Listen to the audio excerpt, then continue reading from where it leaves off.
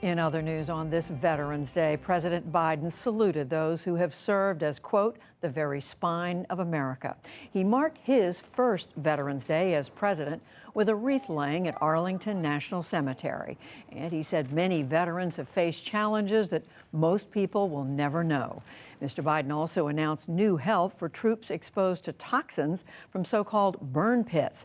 We'll look at this after the news summary. A ninth person has died of injuries suffered at a Houston concert last Friday. The latest victim was a 22-year-old college senior. She and the others were hurt when fans surged toward the stage as rap artist Travis Scott performed. Today, Scott asked victims to contact him directly for any assistance they need. In Eastern Europe, fears are growing that a migrant crisis could erupt into a military confrontation. Overnight, Polish troops clashed again with migrants along the border with Belarus. Lithuania also reported attempted crossings, and Ukraine sent troops to its border with Belarus.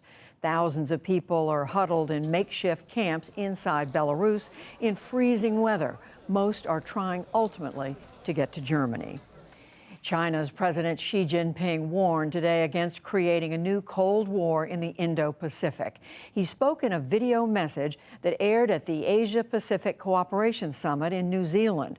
It appeared to be aimed at a new security alliance of the U.S., Britain, and Australia. No matter how global developments may evolve, attempts to draw ideological lines or form small circles on geopolitical grounds are bound to fail.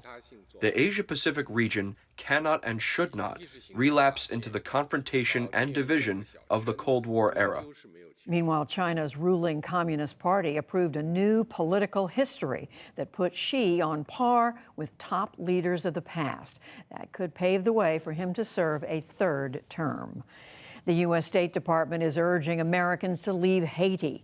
It comes as security has steadily worsened and as gangs have choked off fuel distribution. The resulting shortage has affected essential services from medical care to access to banks. Back in this country, a federal appeals court has blocked the release of Trump administration documents related to the January assault on the U.S. Capitol. A lower court had ordered that the material be given to a congressional committee tomorrow. That order is now frozen while Mr. Trump's appeal is heard. On Wall Street, stocks had a mixed day. The Dow Jones Industrial Average lost 158 points to close at 35,921.